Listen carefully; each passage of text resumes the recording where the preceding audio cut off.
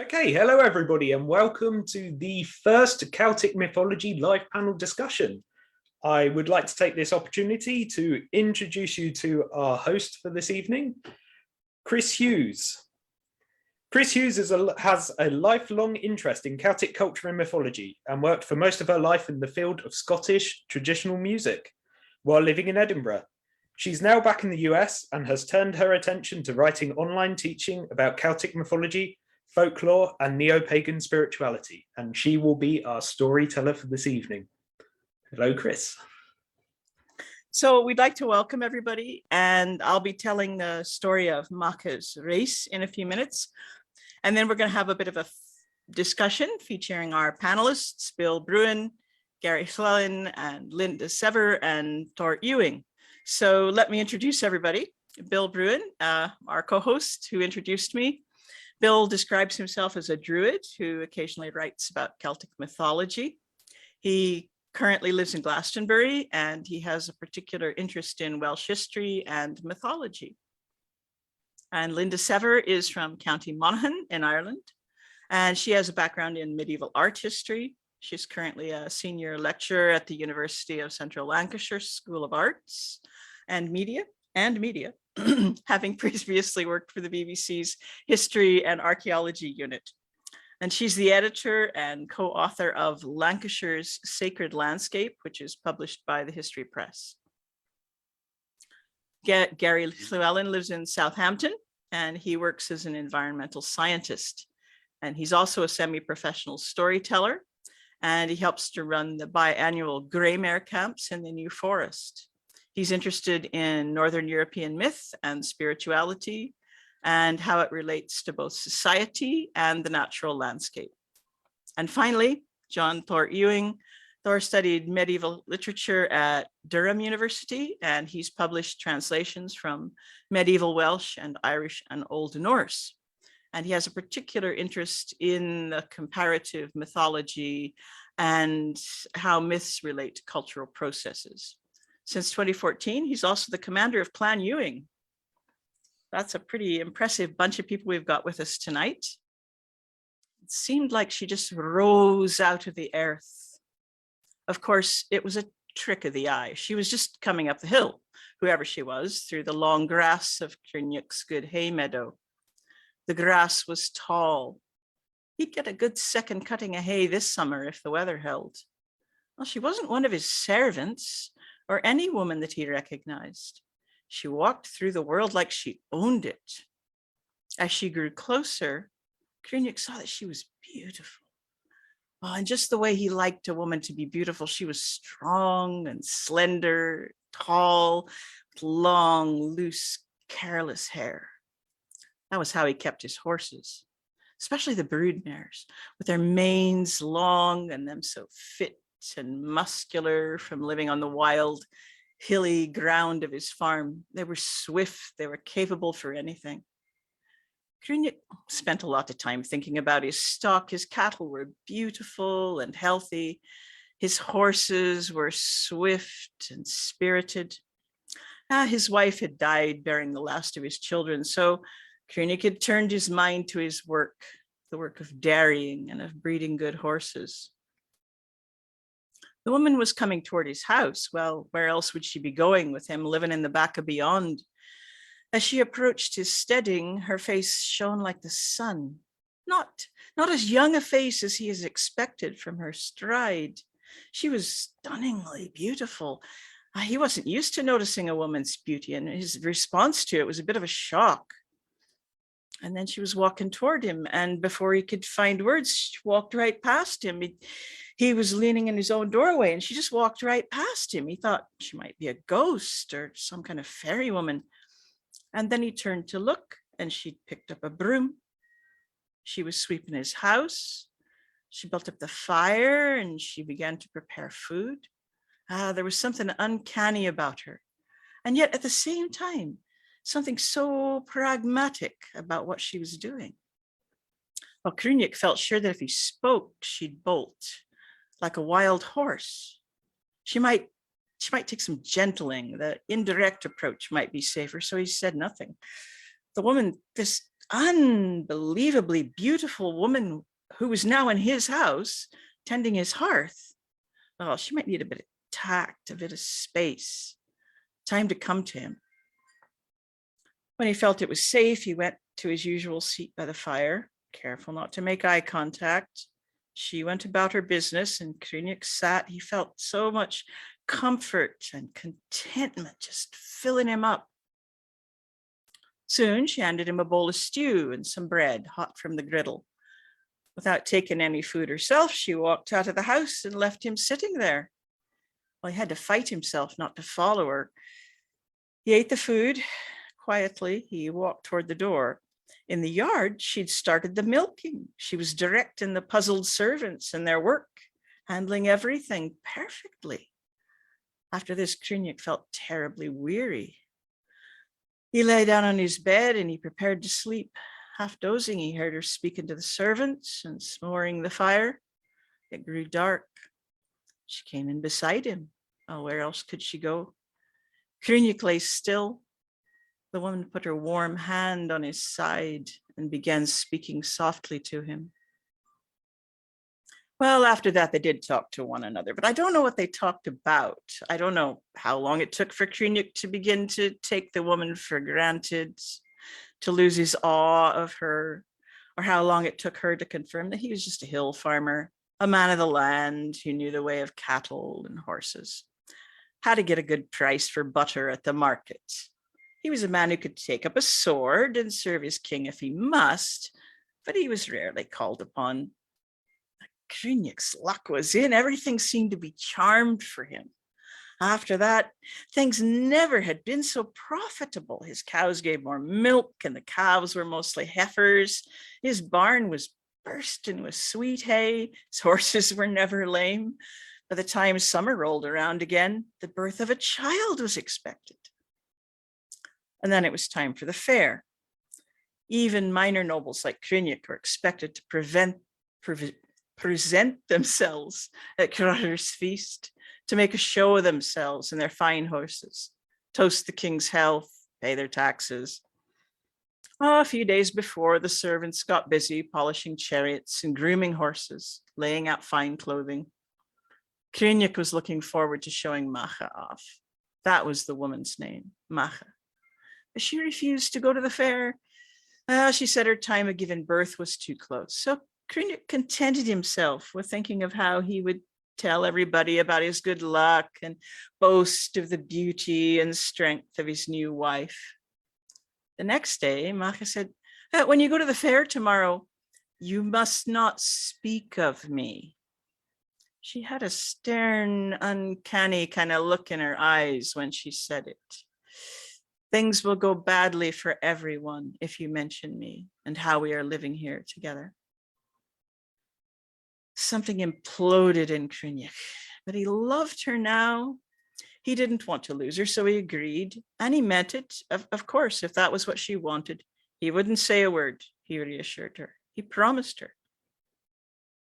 Well, before it was even light the next day, Cruinniuc and his retainers, they were all assembled, turned out in their finery. Macha waved them off, and then she went back to her warm bed with her heavy belly. The fair and the feasting got underway. Cruinniuc was hospitable. The weather was hot and sunny. Somewhere in Cruinniuc, there was a little knot of resentment. His horses commanded high prices, yet they never got the recognition they deserved because he was a nobody. He wasn't a great warrior, and his kinship to Cruinniuc was distant, and just as his dwelling was distant. He did his duty. He was particularly dutiful when it came to drinking the king's ale that year. It dulled his frustrations and it distracted him from wanting to tell the world that he, Cruinniuc, had a beautiful new wife and she was carrying his own child. Then it was time for the horse racing. And Cruinniuc's pair, they easily won the races, but the stakes were poor because they were the favorites to win. Only certain nobles closer to the king were allowed to run horses in the king's races at the end of the day. And that was unfair, but no one ever said so. They lined up with their gaudy chariots. Cruthers' pair were flashy, pure white, high-stepping. Their harnesses had heavy gold fittings, and they won their races, but Cruinniuc could see no one dared to overtake them. Shouts went up, praising Cruther and his winning steeds. My wife could outrun those horses with a burden in her belly. The words tumbled out of him thoughtlessly, and he looked around to see whether anybody had heard him, whether anybody knew that the words came from him, but already he felt the king's guards seizing him. Bring her forward then, shouted Crucher. His face had reddened in anger. We all wait to see this swift wife run, because if these words are not true, Cruinniuc is a dead man. Cruinniuc had to explain that his wife was at home, and they said she must be fetched or he'd be put to death, and two of the king's guards set out for Cruinniuc's house. Well, it was nighttime when Macha heard them clattering into the yard. The two guards told her the story. I can't possibly come with you, she said. I'm near my time. It was true. She'd been having twinges all day, and the news just made them start again. If you don't come, your husband's a dead man. There's no question about that. Well, she delayed them a little, hoping the birth might come on quickly. She told them to give her horses some hay, have some meat while she got ready to travel. It didn't work, though. Soon they were on the road. It was full daylight by the time they arrived at Emain Macha. The second day of the fair was never as dignified as the first. There were sore heads and more drinking, and that was the preferred cure for the sore heads. Well, Macha's pain started in earnest now. There wasn't much sign of the birth getting underway, though. She couldn't see Cruinniuc. They were holding him somewhere, she supposed. Conover was up on the dais with his friends. His guards began shouting and announcing a special race was about to take place. The crowd started closing in, mostly men, mostly drunk. Their faces were hard. Conover's face was very red. Macha wasn't afraid of him. He thought he held the power, but she looked at him with a certain pity and a certain haughtiness. Quiet, she shouted. I will run this race, she said. Only allow me an hour or two to give birth. I'm in labor, then I will gladly run. He didn't even reply. He folded his arms, he wouldn't meet her eyes. So she appealed to the crowd. You were all born of a mother. Give me a little dignity. You can have your sport, only let me go aside and give birth before I run. Well, they're jeering. The greedy looks on their faces gave her the answer. She was just a spectacle to them. They wanted to see her run in this condition, to fail. Who was she? A woman, a wife of a nobody who couldn't keep his mouth shut. A woman racing against horses. What a start to the day. What a story this would make. They began to shout for the race to start. And Crutter's pretty team rolled up beside her. One look told Macha they couldn't win. They no more dared to overtake her than the rival teams had dared to overtake them. She would give them a race, nevertheless. It began, and Macha, being Macha, found her strength, and she found her legs under her, and she ran so fast that Crutter's charioteer was surprised. He had to press the team hard, even to keep her in sight. They were sweating, and they were far behind when she crossed the line. She dropped down, and with an almighty pang, she birthed a child. And in the next pang, another child was born, twins. Then the king's horses came straggling past her. Macha stood up then, clutching the two children in her cloak. She looked hard at Crucher and the now silent crowd. My curse is on you, she cried. Every last one of you, men of Ulster. She met their eyes. They weren't sneering now. She held Crucher's gaze. In spite of himself and his pride, he did look at her. If you are needed in battle, if you are called to defend yourselves, you will be as a woman in labor, a woman. For so you thought I was, like the woman who birthed you, and you, but I am Macha. I am the daughter of Sanrath Imbeth, and my curse is upon you to the 9th hour, to the 9th day, to the 9th generation. She seemed to walk away then. No one could see where she went. No one saw her again, least of all Cruinniuc. So that's our story.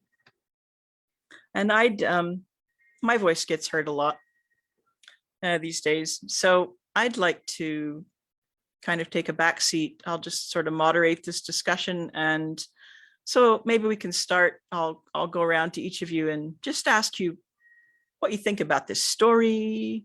You can talk about the way I told it. And if you don't like it, you can say so. I've got a very thick skin. That's fine if you have criticisms about that. But just, yeah, what do you think about this story? So we'll just start with Gary. There's certainly nothing wrong with the way you told it. And as with all stories, there are slightly different ways of telling a tale. And certainly I've told the tale perhaps with a little bit more sympathy with Cruinniuc, emphasizing the fact that he tried really hard to not talk about how beautiful his wife was and how good her cooking was, and the fact that he was suffering from grief himself. But there's so much in this tale, and there's so many motifs from this tale that we find in other tales. Motifs like an otherworldly person, a supernatural person, giving a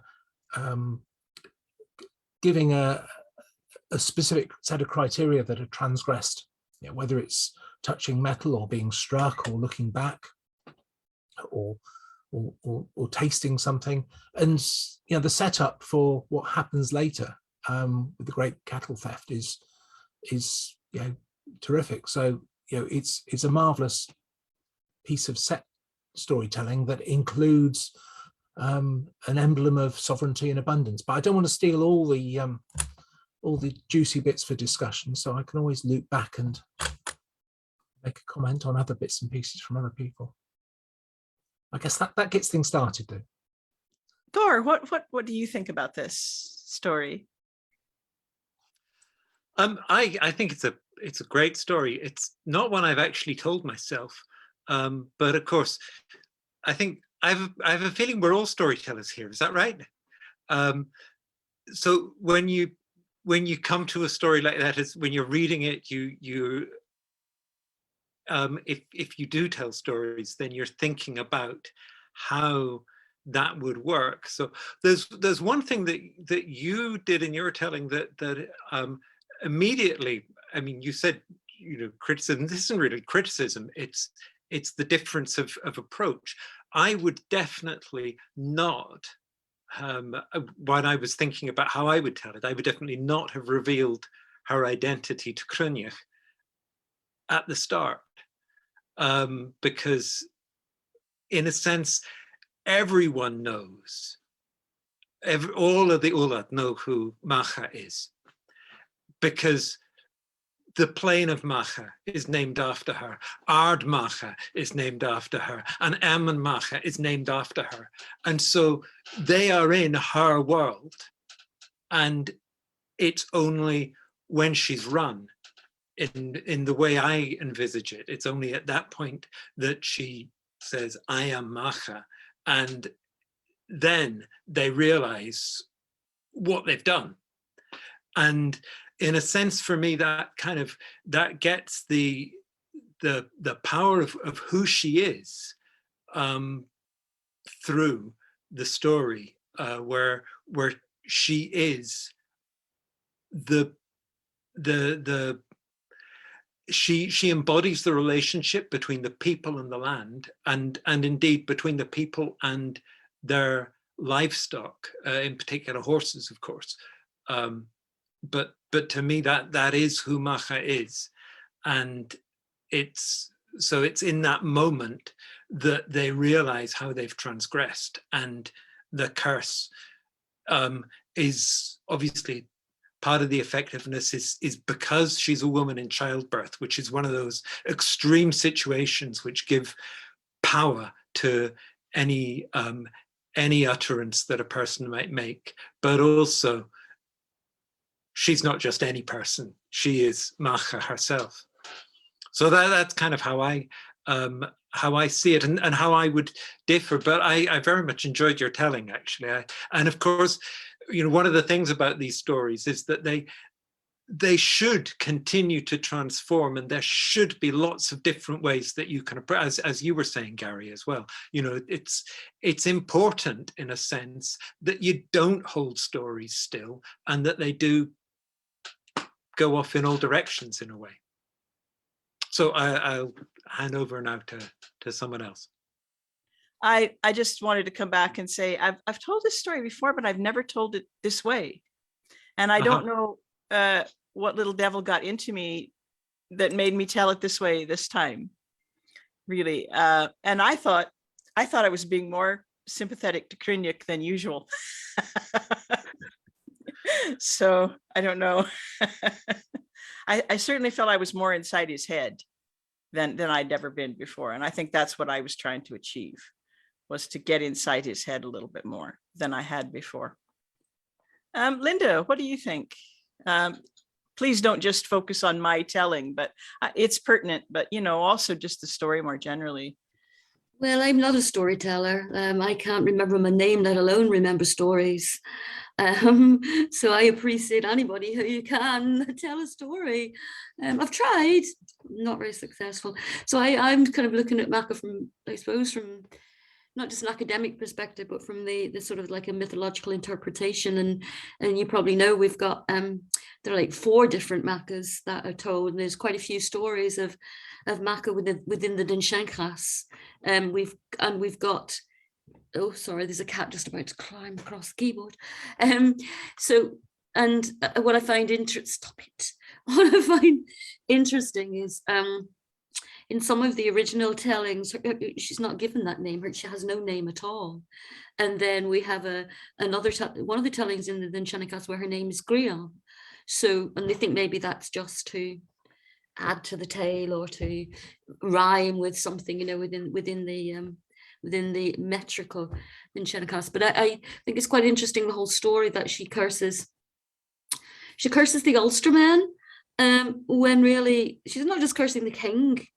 She's not just cursing her husband, and I wouldn't be as nice about him at all about any of this. But she's cursing the whole of the Ulstermen, and they're the ones who have to go through the pangs of childbirth. Where if you look at something like the Eve, like the fall of and the story of Eve, her and women have to go through the pangs of childbirth for eternity, rather than the cursing of the Ulstermen. So it's interesting, and it has been called like the first patriarchal tale, hasn't it? The first patriarchal tale of Ulster.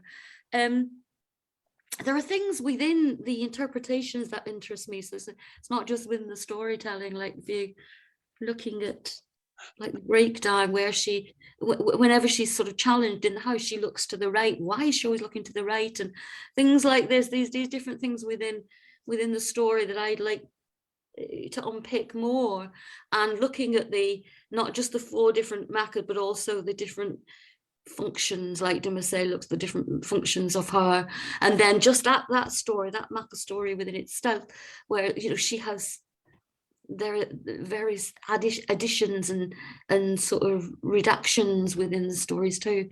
So I think your telling of it was great. It was really interesting. I like the way you added all these fineries to it, and I'm glad, you know, and you had her walking away and disappearing. That was just the final thing I was going to say. Whereas we've got, I think, the 3rd recension of it where she dies after childbirth. I think there's one where she just dies. So I love the fact that you didn't have her dying, you had her just disappearing back into the other world from maybe where she came. So that's me. Thank you for that. And Bill. It's it's a great story, yet another one featuring a man who's painfully unaware that he lives in a supernatural landscape. You'd think that he would know better than to do what he did. But I think if you take the opening of the story out of context, it's a really powerful vignette of grief. The way she walks into his life without speaking, and she exists almost like as an echo of this unnamed noblewoman who was his first wife, to the point where they sit side by side without even talking in the evenings. It's a very powerful exploration of how the people who have died still live on with us in some way or another. And I think that echoes throughout the story, and perhaps it is in many ways an aspect of Macha and her role.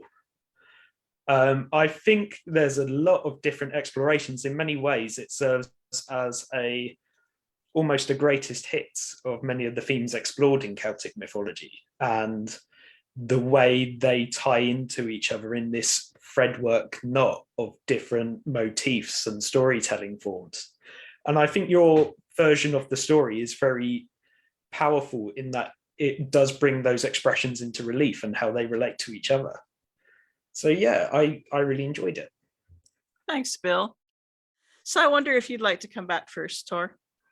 Linda mentioned that Macha is also called Grian, and I actually find that quite interesting. I mean, I take your point that maybe, you know, it's just something that's added for the sake of a rhyme or something like that. But I tend to, you know, I tend to prefer to trust the lore that we are given. And in that, Macha, of course, is paralleling Anya, who is also named, or is either named as or is very closely related to Grian. And so they both have this sun-like aspect to them. And they're also both, they also both have a similar relationship to the land in different parts of Ireland. And of course, you know, one of the things about these goddesses, it seems to me, is that they are, you know, they're kind of all the same, but they're all local versions of the same. It's like there are many river goddesses, but often the stories about them are the same. They have the names of different rivers. And you know, for instance, is it the Shannon and the Boyne, for instance, rise at the same well, mythically. So that thing about Grian was one of the things that struck me. I don't know what you think about that, Linda. Yeah, I think it's interesting as well that they appear in the same, you know, they're both in the Ninchenkas and they appear in quite close to each other.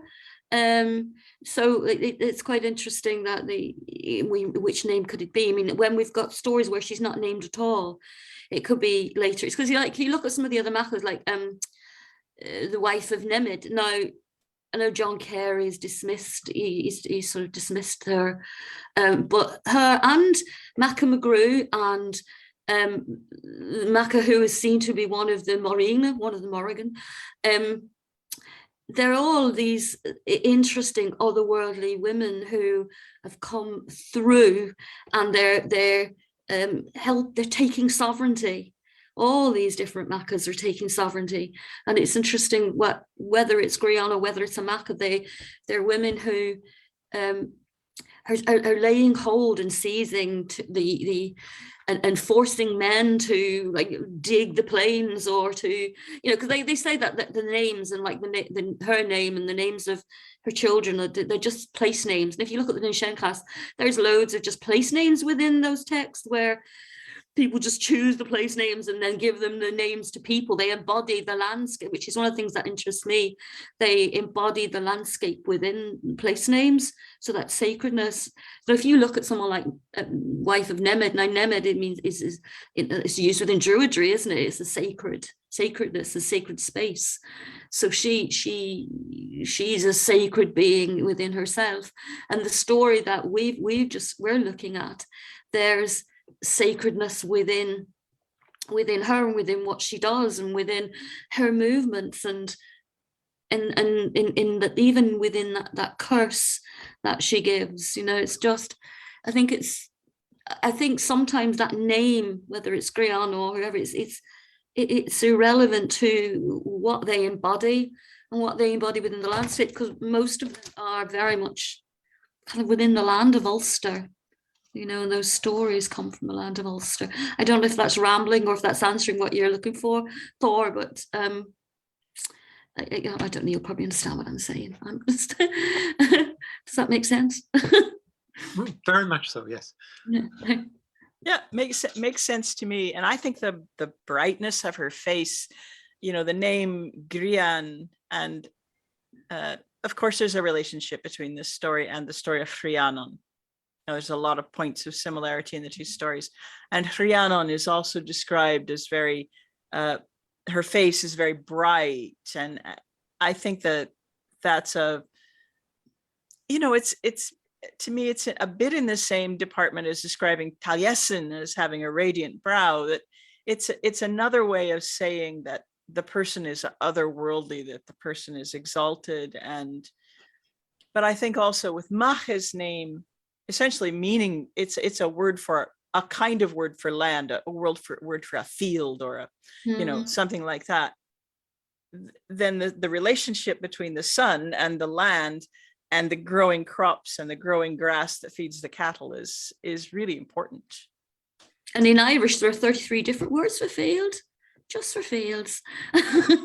So you can probably just add her to it. Yeah, well, what's not to love about a country with 33 words for field? Fields. Bill, would you like to step in at all? Yeah, sure. So just to sort of explore a bit more what Linda said, because I found that really fascinating. Because Macha, as a goddess of sovereignty, as a goddess of the land, obviously sovereignty goddesses are a very powerful and intrinsic part of Celtic mythology. But this is a really good example of a story where the goddess of sovereignty rescinds her protection or rescinds her rulership. And to see basically her cursing the men of Ulster with this very deeply ironic curse, especially when you look at the expression of her name as being intrinsic with field, with the landscape, with the forest. And it's interesting when you look at Cruinniuc, his name, about how he is a representation of the forest, of the grove, of the wilderness, to the point where even the land he lives is the land of the wild places.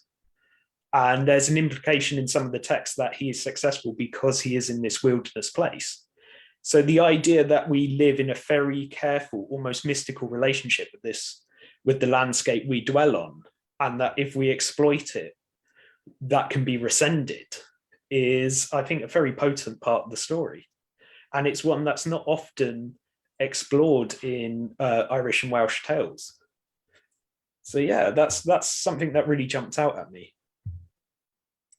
Well, I'm in absolute agreement with you, Bill. And Gary, would you like to come back again?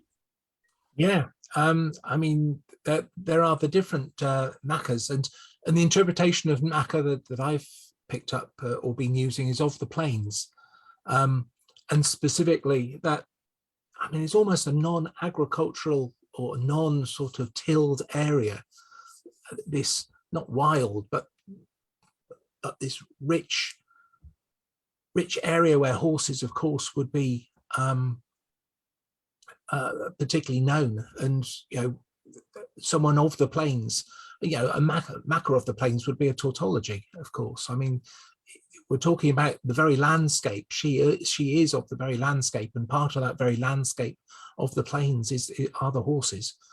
And we're talking about other goddesses or other supernatural figures here. I mean, the one that comes to mind with me is Telchu, who of course ploughed the area between the Boyne and the Liffey. And there are so many similarities there, of course, where she sort of tilled it and died, you know, and that transition between the peoples of Ireland, you know, the Firbolg in the Tuatha Dé. So again, it's part of that landscape. It's part of that sovereignty and abundance and the very essence of the landscape. And with this tale, it contrasts so much for me in Connor or Cochra, in that he's obviously a king who's not in the prime of his rulership. You know, the fact that no one in your tale, and I thought this was carried really nicely, you know, the fact that he had a new chariot and he was racing it and people were fearful of overtaking it, and the fact that he felt so unsteady. You know, let's face it, a king and a champion stand there to face a challenge. They have to be the right person. They have to be the vibrant person. They have to be the one that stands for the people. And if the people are fearful and don't wish to, you know, there's two ways: either that's by huge respect or just because they're losing it. And there's so much here that sounds like the king is beginning to wane, and I think that's another dynamic of this tale, which of course comes through with Cuchulainn stepping in and having to save Ulster later on in the tale. Thanks, Gary. Yeah, this is the first time when I've told this story that I've included that thought that Cruinniuc sees that the race is fixed. And I've always thought that, and I don't know why I've never actually put it into the story before. Maybe that just comes from, like, I used to work with horses and stuff. So, you know, I've kind of been around all that stuff. So we've got a lot of questions here from folk. We better start having a look at those. So the first question here comes from Gerald Killingworth, and he wants to know whether, I assume he means at the end of the story, did Macha take the children with her when she left? I see Thor smiling, so go for it. I don't think it's possible to answer that because it's not in the sources. So that would be my response. But the children, they have allegorical names.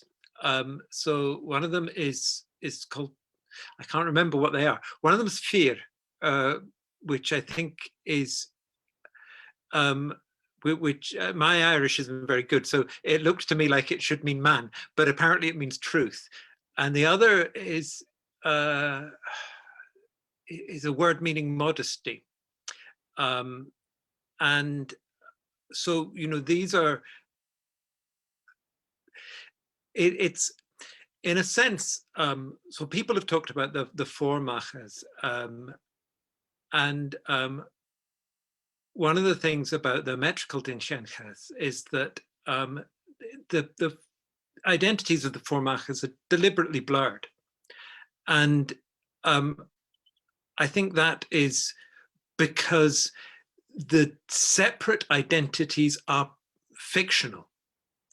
When we have myths, we're telling stories, and in stories, people have bodies and personalities and family relationships, but that's not effective. So obviously also, I should add at this point, all these sources are post-Christian, post-conversion. So Ireland, at the time these sources are written, is a Christian country, but the idea of Macha goes back before that, and the stories about her exist because she was more than a character in stories, because she was a goddess. And as a goddess, she transcends the individual identities that represent her in stories. And similarly, in a sense, it doesn't matter what happens to the children in the story. That's why the story doesn't tell us, because the fact is that she bore them, and this is who they are, their truth and modesty. And so that would be my answer anyway. I'm sure other people may have different perspectives. Just add to that in the version, I think it's the version 3 where she dies, and they're given those names. And of course, again, that's with it's both within the prose, the Cruinniuc, as well as within the metrical, that she dies. And it said that the feebleness will abide within those men of Ulster. And it doesn't really mention about the children. It says that she sort of gives that curse, dies, and then they raise the headstone on Ard Macha, and that's where you get the word Ard Macha comes from, Macha's height. But then that's to Gerald's question. We don't. She doesn't take the children with her there within a literal sense, but if she's from the other world anyway, tying in with what Thor said, they're post-Christian, so the understanding of other worlds might not make, they will be interpreting it in their own way, like with the Edda, like with the prose and the poetic Edda, they're being interpreted in certain ways. So the children, we hear no more about the children, so we don't know whether they're brought up by the father or they just disappear into thin air, or whether they go, there's no mention of them dying, but we don't know what happens to them, as we said. But that might just be a convenient way of tying up a story for the original translators. Yeah, I think, Thor's first few sentences kind of, I love the discussion that's followed it, but in some ways, it's very difficult to answer questions like, why does something happen in a myth, or what happens outside of what we have in the text that we have, because that's all we have. And I think this next question might fall into the same category, but I think it's worth some speculation. So Gary, I know you're a good speculator. So the question here is from Emma Seif. I hope I'm pronouncing your name right, Emma. And she wants to know, is there ever an explanation for why Macha came to Cruinniuc's steading? And I think that's a great question.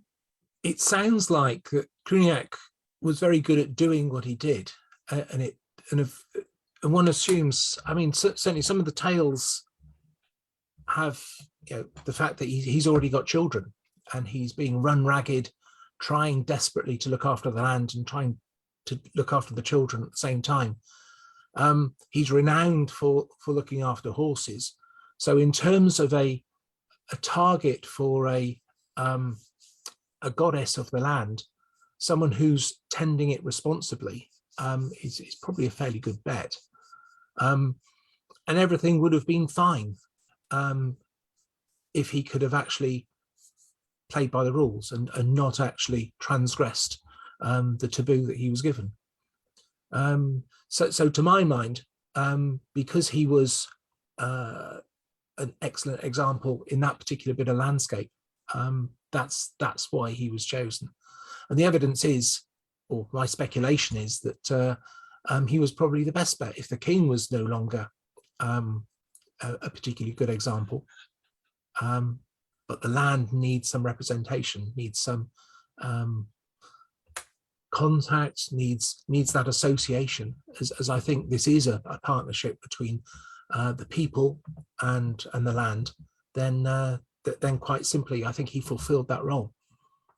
Yeah, I think that's right. I mean, we get a lot of these fairy bride stories in Wales, and I don't want to jump too far into the next question, so I'm not going to talk too much about that, but it seems like it's very important for the male figure in these stories to be of the land, to be some kind of a farmer or a king, which, in a sense, in the medieval sense, a king is nothing but a kind of uber farmer. in many ways. He's a warrior, yeah, and maybe I see it from a very agricultural point of view because that's just how I look at the world. But in a sense, a king is just the top farmer. He's the guy with all the land. So if anybody wants to come back on that before I go on to the next question, let me know. Bill. I think it's interesting to explore that from the sort of time period that these stories were first codified and written down. Because if we look at it from that period of medieval history, you can almost feel a sense of anxiety in this story about how the land is being used. And that's particularly spoken about through the use of horses in the story. At the beginning of the tale, Macha comes in and she works the land. And their relationship is one that's heavily based around the land and the stewardship of the land.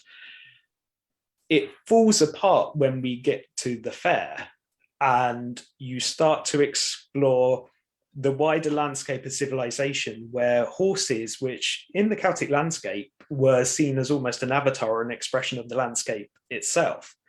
But rather than being used along with the land, they're used for entertainment. They're used for frivolous purposes, almost. I'm sure many of us who live in the UK would be aware of the current arguments over horse racing and the perception of cruelty and harm that's done in that sport. And you can almost feel this sense of anxiety amongst the Celtic people of how this relationship of the land is changing and how their relationship with the animals and the people they live with is beginning to change. And I think you can see the ancient and at what that point would have been the modern sort of butting up against each other in this very uncomfortable way in this story, and with the supernatural and the realistic as well.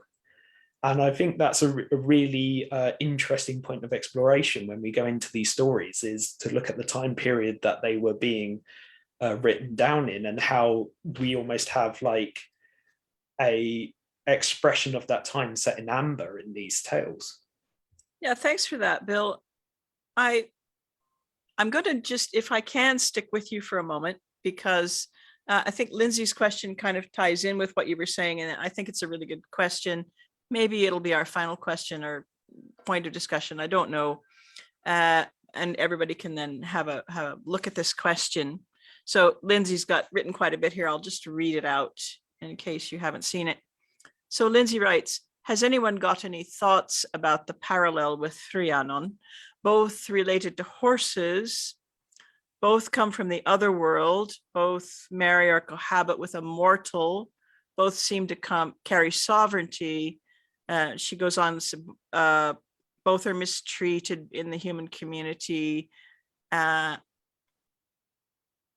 they come into at the time of giving birth. So Rhiannon has said to be within the, I hate this word, calumniated wife storyline. That's my word that I can't say. So there's quite a lot there, and I certainly agree with all that, but I know you have a particular interest in Welsh stuff, Bill, so I'd like you to maybe just start. Yeah, so the culminated wife is a really interesting concept in Welsh mythology. I mean, throughout the four branches, we get different expressions of this archetype, most notably with Rhiannon, but also with Branwen and then later Gerwen as well in the fourth branch. And it's conceptually this idea of a fairy bride who her relationship with humanity leads her to suffer, and leads her to have to either be at the mercy of humanity. And when we talk about humanity, we're talking about expressly sort of mundane characters within these rather fantastical stories. And you definitely get shades of that with Macha. But the thing I find fascinating about this, and the thing that sets her apart from Rhiannon in these tales, is Rhiannon bears her suffering. And in her expression in the first and third branches, specifically of a goddess or of a being who accepts her punishment, but bears it with grace and civility, whereas Macha is very much fire and fury in this story. She doesn't take it with the forbearance that Rhiannon does. She curses the men of Ulster. She asserts her dominance as an expression of the landscape that they live on. And I think that's, in many respects, you could draw a parallel between her and Aranrod as this embodiment of the land, but a very dangerous expression of it. Very different from the other culminated wife archetypes in the tales of Welsh mythology. I mean, there's definitely parallels between Rhiannon and Macha in the stories, and their connection with horses specifically is really fascinating, because in the Celtic, from what we know of the ancient Celtic worldview, horses were seen as an expression of the landscape and were an integral part of the religious practices of the time. So to see that echo through to medieval Welsh and Irish mythology and how these two characters tie together in this way, I mean, there could be an argument made that they both descend from a proto-horse goddess or proto-horse entity that these characters are reflex or echoes of. Is there anybody that's particularly keen to be next, or will I just pick somebody? I could. You go, Phil. Yeah, I was thinking.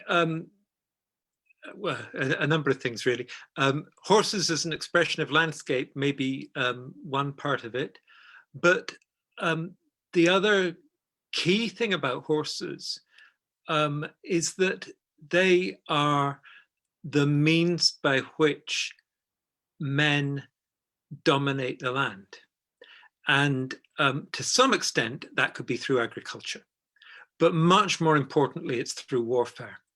And so it's the heroes on horseback that are they are the Tua, they are the people, and the farmers are at a sort of step down from that. And so it's the king with his warriors and their horses.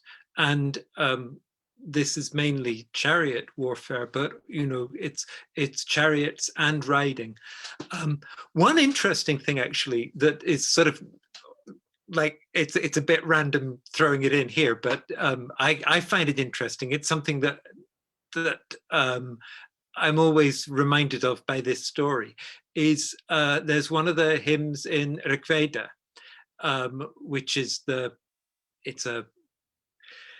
it's an ancient Indian book. So the Rig Veda is the oldest book in the world. It's a collection of hymns, some of them from the Bronze Age, many of them from the Bronze Age, some of them from the early Iron Age.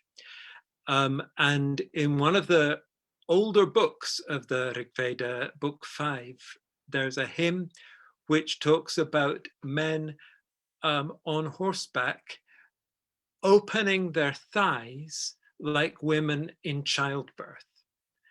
And I find that resonates a lot with this story for me, because it's all about, so much of it is about horses and about warriors. The warriors are kind of in the background of this story, but they are the background of the story. And it's possible, it could be argued that the Ulster lot may have some relationship with the Epidii in Western Scotland. Between them, they seem to have given rise to Dalriata, and so we've got a possible connection here with different horse type people.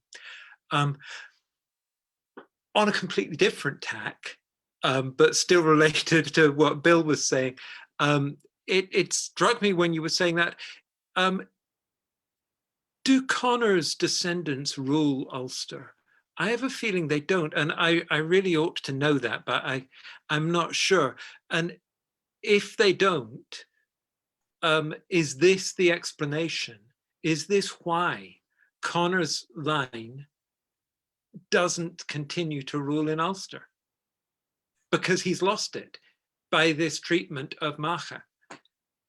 Yeah, that's a good question. And I also don't know the answer to that. And I'm wondering, I know you want to speak, Gary, and I haven't forgotten, but does anybody know the answer to that question? Do you know, Linda? No, they don't. They're thrown out not long after they're rude. But one of the things I wonder is that because Cuchulainn isn't, he's not cursed because he's not of Ulster and he's not cursed. I wonder if it's like the whole thing is quite prophetic.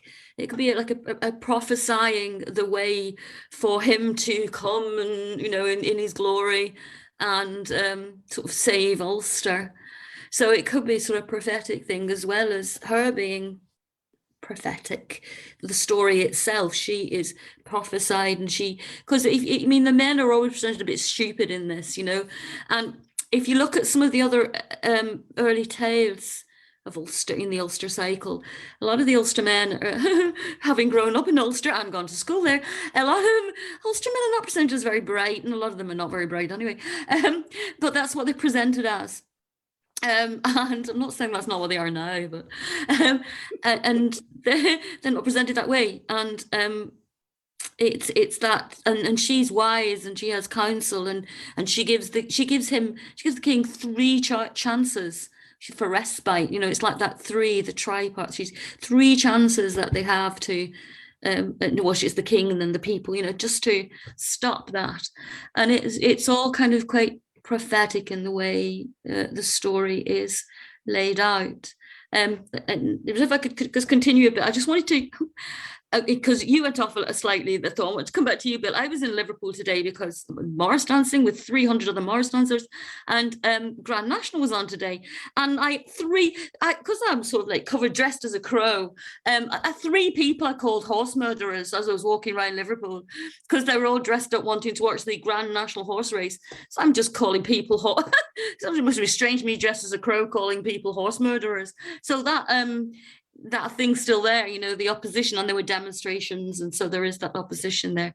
But then going back to the question that Lindsay was asking, I only nominally know the story of Rhiannon. I know it within the context of horse goddesses, but I can't academically really, or I'd have to dig deeper to answer the question. However, going 2 points about the landscape and goddesses and horses is one, Paul Bennett, about 15-20 years ago, did a study of horse place names in the north of England, down from Scotland through the north of England through Yorkshire, and found direct lines of place names that had folklore connected, places that had folklore connected to horses, and where there were either horse folklore or where horse skeletons have been found archaeologically, like Thornborough, which is the only skeleton that's ever been found at Thornborough, is that of a horse, you know, and was tracing the kind of lineage of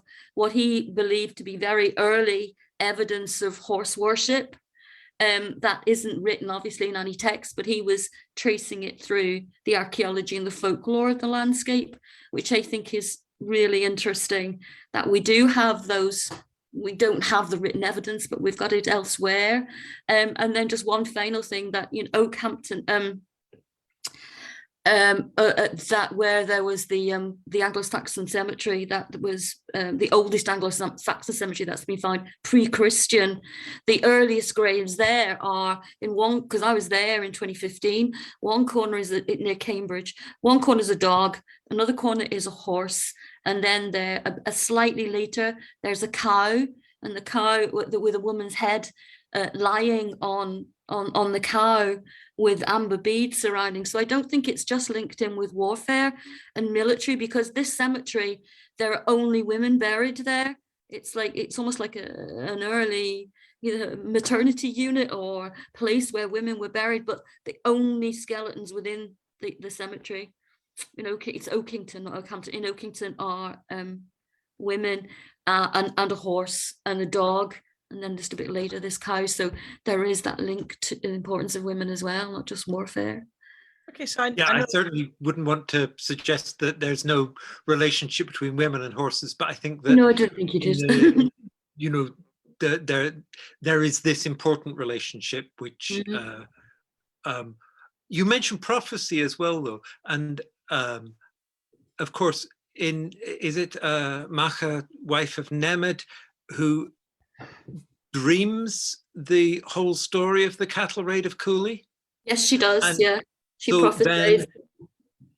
then the Macha, wife of Cruinniuc, sets it off in a sense, you know, because it can't happen without this curse.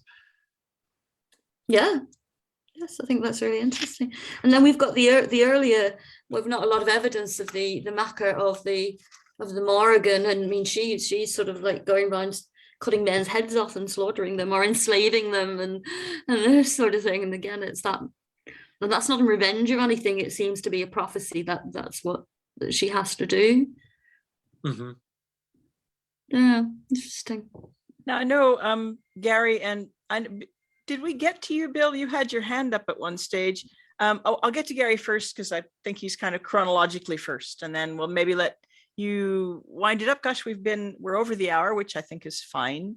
But yeah, we don't want to go forever as much as I think the five of us are enjoying this. I was going to follow on from something that Thor said, actually.